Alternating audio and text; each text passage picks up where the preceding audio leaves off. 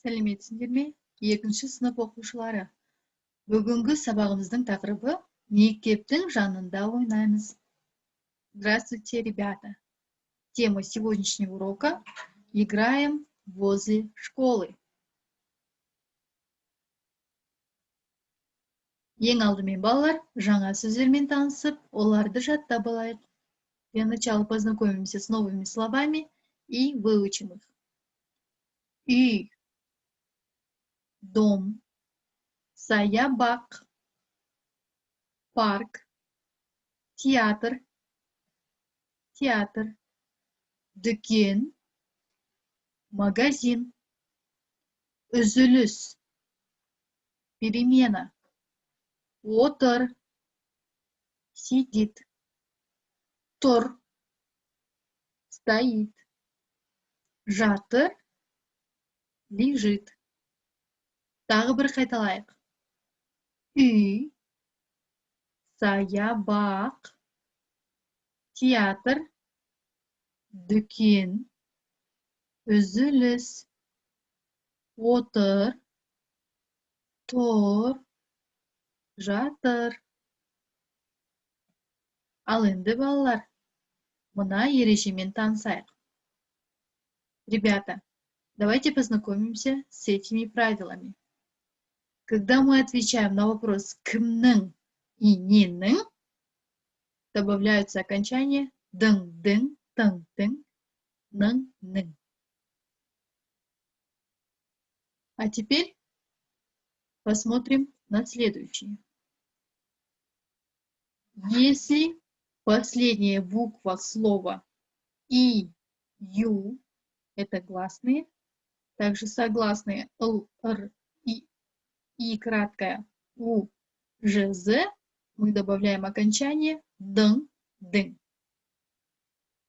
Если в конце слова согласные глухие,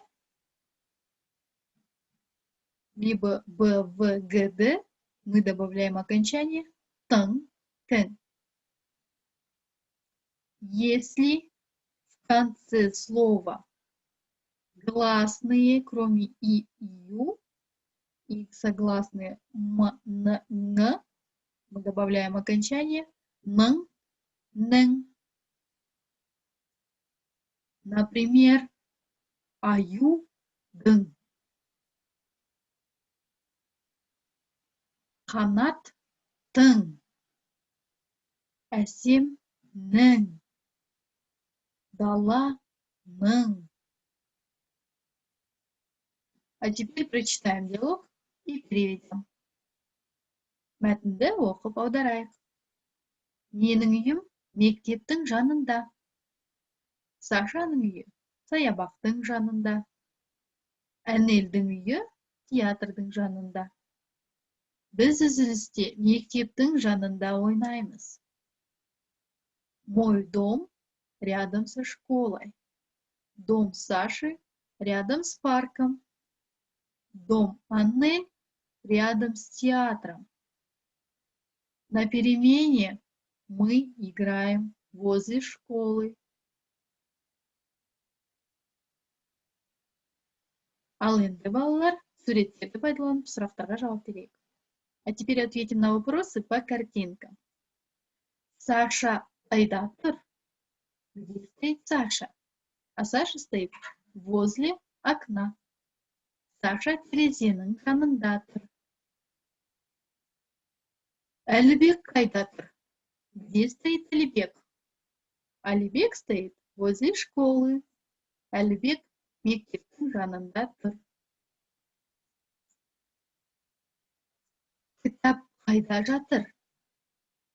Где лежит книга?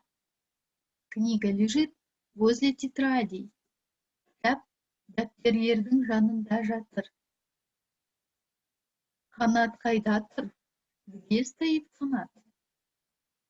А Қанат стоит возле парты. Қанат партаның жанында тұр. Сөмке қайда тұр? Где стоит сумка? А сумка рядом за столом. Сөмке үстелдің жанында тұр. Нұрлан қайда тұр? Где стоит Нурлан? Нурлан стоит у доски. Нурлан тақтаның жанында тұр. Ал енді суреттерді пайдаланып, сөйлем құрап айтайық. А теперь составим предложение по картинкам. На первой картинке Анель. Она сидит возле окна. Анель терезенің жанында отыр. На следующей картинке Дима. Он стоит возле магазина. Дима дүкеннің қасында тұр. Ребята, на этом наш урок окончен. Балалар, осымен сабағымыз аяқталды. Келесі жүздескенше сау болыңдар.